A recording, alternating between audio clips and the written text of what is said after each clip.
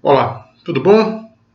Hoje é 1º de maio de 2020 e começamos mais um diário da Covid-19. Só que antes de eu fazer a minha introdução, gostaria de apresentar nosso canal para quem não conhece. Se você já se inscreveu, eu dou meu muito obrigado. Se você ainda não se inscreveu e puder se inscrever, eu também agradeço. E agradeço mais ainda se puder compartilhar as ideias e vídeos que a gente aqui, fomenta nesse canal aqui.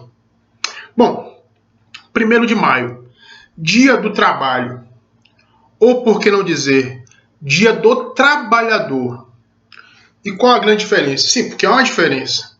Se eu for adotar a lógica do patrão, do empresário, hoje nós temos uma data de confraternização. A confraternização entre patrões e empregados, você pode assim dizer.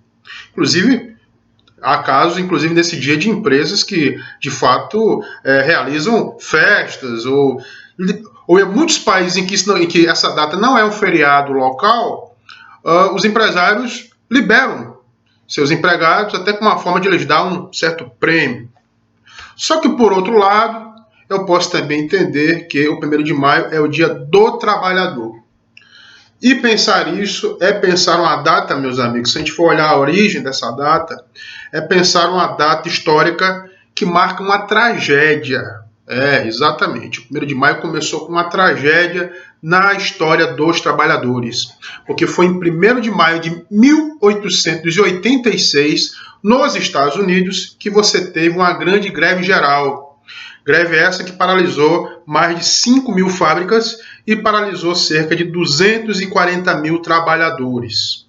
Greves essas levantadas por sindicalistas ligados ao movimento anarquista. Pois é, por conta dessa greve geral e por conta dos processos e dos protestos que ocorreram nesse dia, ao menos 8 líderes de trabalhadores foram presos.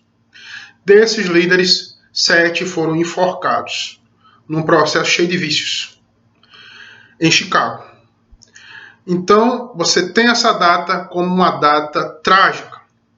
Data que foi comemorada no Brasil pela primeira vez em 1892, em Porto Alegre, no Rio Grande do Sul, onde também houve protestos, onde também houve repressão policial. Pois é, o 1º de maio, nos seus primórdios, era um dia para lembrar o cruel assassinato desses trabalhadores, a execução injusta desses trabalhadores, e também era um dia marcado por protestos em que você tinha muita repressão.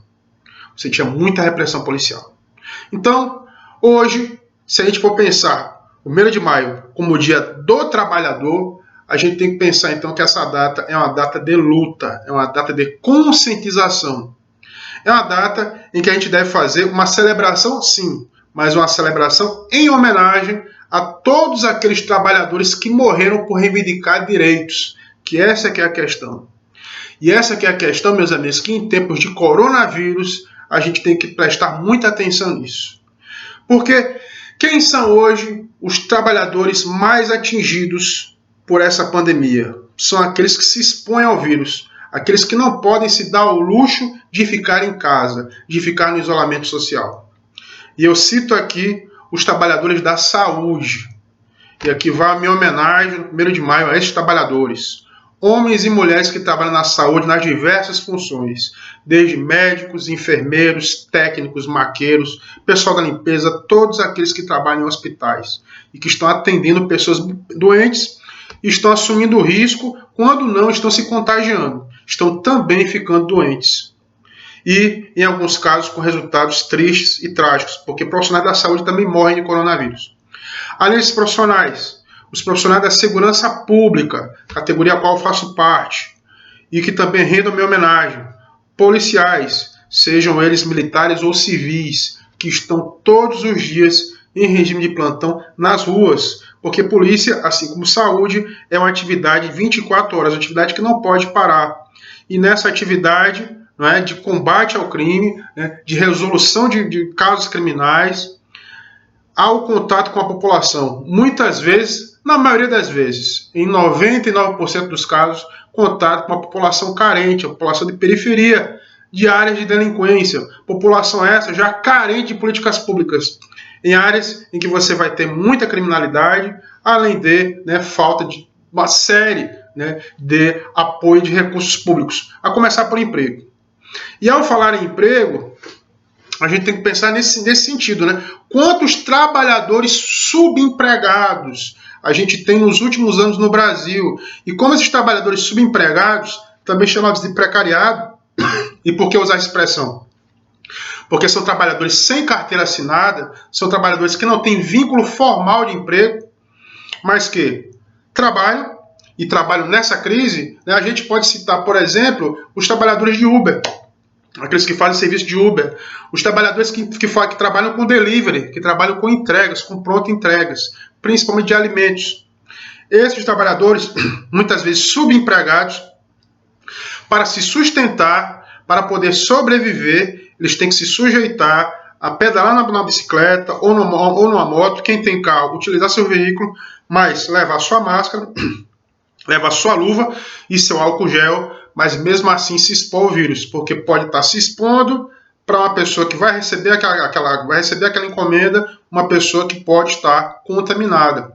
Ou qualquer lugar que aquele profissional passa, ele pode se contaminar, ele circula no ambiente, ele circula pela cidade. E a gente sabe que o vírus está espalhado por todos os lugares. Então são profissionais que estão muito expostos ao vírus.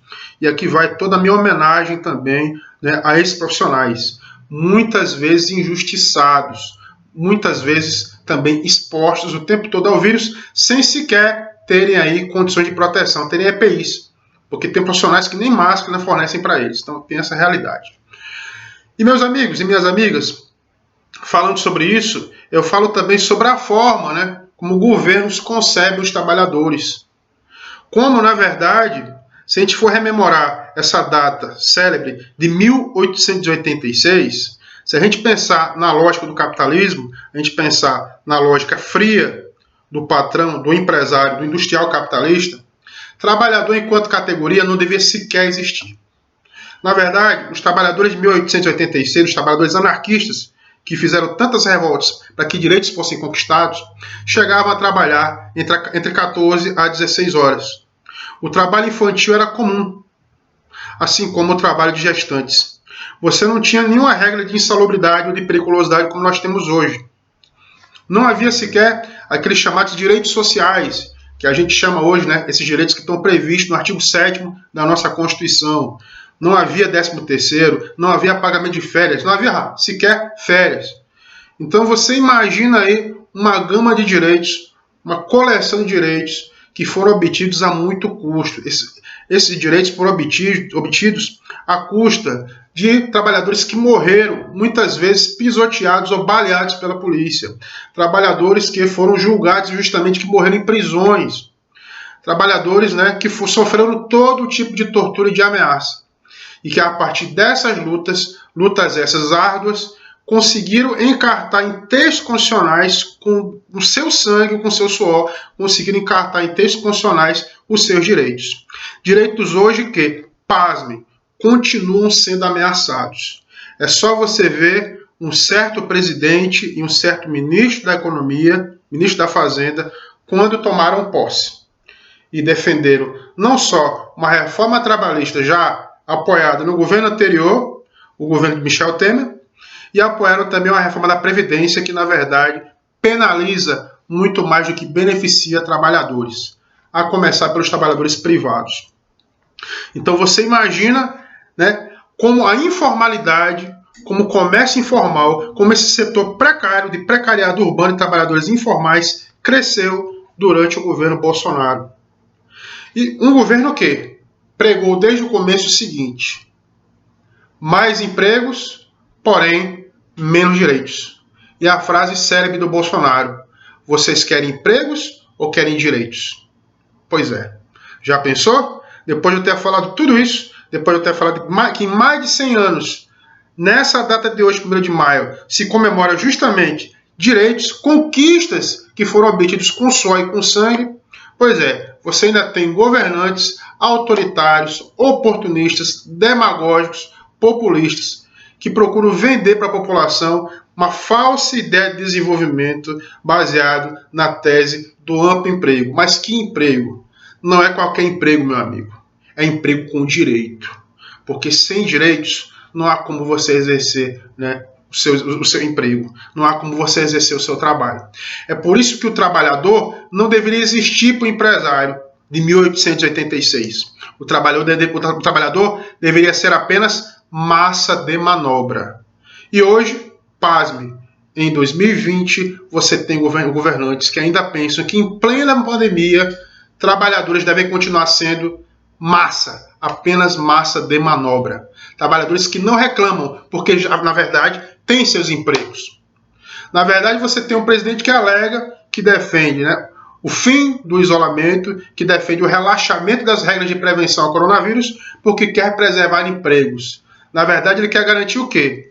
Que esses trabalhadores subempregados, sem direitos, que trabalham para a sua própria sobrevivência, trabalham muitas vezes a custo de não ter o que comer no dia seguinte se não trabalharem, esses trabalhadores é que vão estar expostos ao vírus. Porque eles não têm direitos, eles não têm carteira assinada, eles não têm assegurado o direito que tem, por exemplo, um funcionário público. Porque agora o Paulo Guedes quer demonizar os funcionários públicos, quer estabelecer aquela pecha de que funcionário público é vagabundo, porque funcionário público tem direito assegurado, e como tem direito assegurado, tem como ficar em casa, em isolamento, e receber seu salário ao final do mês. Coisa que o trabalhador privado subempregado, precariado, não tem. Pois é, o discurso populista de Bolsonaro e sua turma é voltado para esses trabalhadores fragilizados. Esses trabalhadores fragilizados não podem ser enganados, não podem ser escamoteados, porque trabalho sem direito é escravidão. Esses trabalhadores se tornam escravos. Escravos do capital, escravos dos grandes bancos, escravos do oportunismo. Porque na hora que eu penalizo o funcionário público, na hora que eu penalizo o trabalhador privado, eu não estou penalizando o banqueiro, eu não estou penalizando o mega empresário, eu não estou penalizando o agronegócio, eu não estou penalizando o latifundiário, eu não estou penalizando o grande exportador. Esses, meus amigos, são setores que têm que ser penalizados, nem que sejam com impostos. E não sou eu que estou falando, é um velhinho com mais de 80 anos, chamado Bernie Sanders, que nos Estados Unidos, senador de Vermont e ex-pré-candidato democrata a presidente dos Estados Unidos, defende a penalização dos bancos. Eles é que têm que pagar mais para que trabalhadores possam ficar em casa. Trabalhadores tanto nos Estados Unidos como aqui devem ficar em casa para proteger a si e suas famílias da pandemia do vírus. Então, meus amigos, eu encerro essa minha fala por hoje, fazendo essa minha grande homenagem a todos esses trabalhadores e todas essas trabalhadoras que, sim, estão expostos ao coronavírus. Às trabalhadoras domésticas, aos trabalhadores de telemarketing, aos trabalhadores de teleentrega, aos trabalhadores da saúde e da segurança e a todos os demais trabalhadores que, por sorte, podem se dar ao luxo de ficar isolados em suas casas e se proteger do vírus. Um feliz 1º de maio, mas que esse feliz 1º de maio seja um 1º de maio de luta. De luta, meus amigos. E a luta ela não pode parar, principalmente agora, diante do coronavírus. Um forte abraço.